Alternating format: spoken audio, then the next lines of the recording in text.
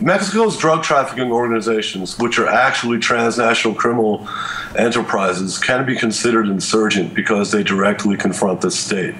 Essentially, the normal equilibrium between the state and organized crime has been broken.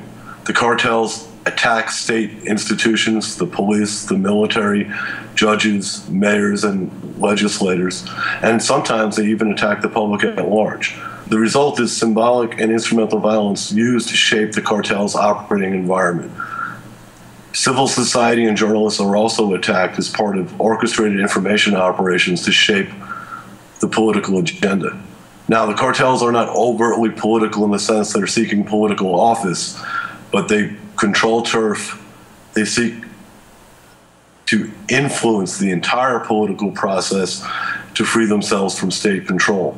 To do so, they use blockades, military assaults, barbarization, and social cleansing to amplify their attack on state capacity and legitimacy. Narco-cultura, or alternative belief systems and symbols, is one key component of this assault. Cartels also provide social goods and local security in a utilitarian sense to consolidate their power.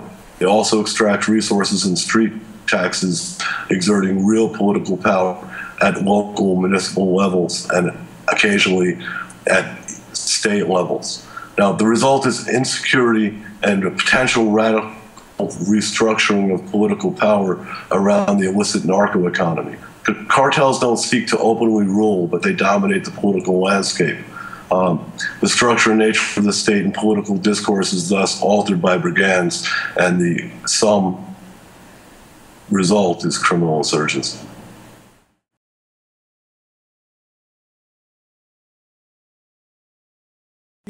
In my opinion, the LRA operate the way they do. They use extreme violence because they're a very rational actor.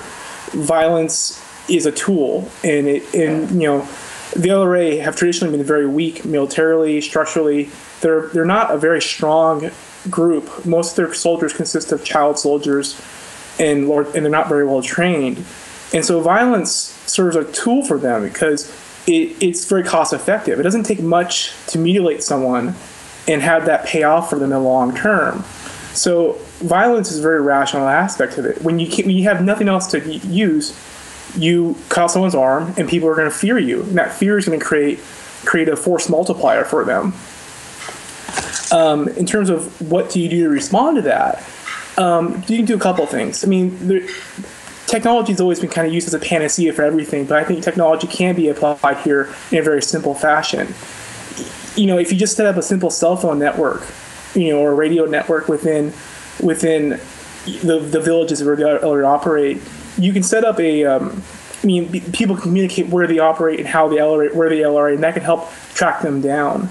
The U.S. has gotten involved in the conflict, and they've been helping the Ugandan military track the LRA down.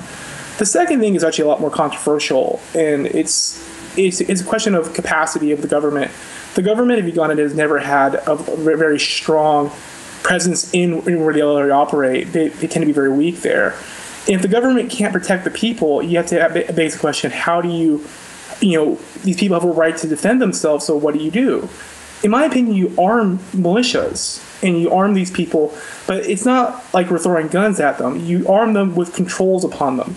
You have some overriding authority, whether it's a regional authority or the Ugandan government authority, controlling how they operate and make sure they don't abuse the weapons that they receive.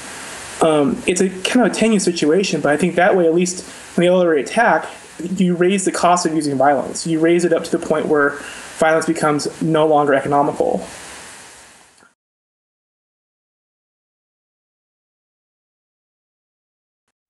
Mexico is working to increase state capacity. They're spending more in federal law enforcement, and they're using the military through kingpin strategies to essentially decapitate organized crime groups in Mexico.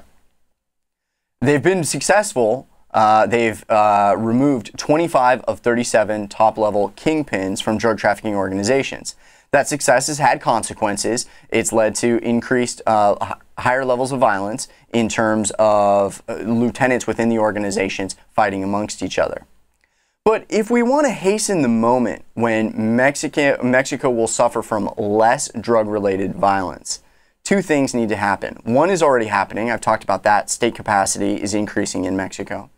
But if we look at the United States, we eliminated the prohibition regime, and that denied significant profits to organized crime groups. So if we want to hasten the moment when drug trafficking, drug-related violence in Mexico will be reduced, we should take a good hard look at the drug prohibition, the global drug prohibition regime.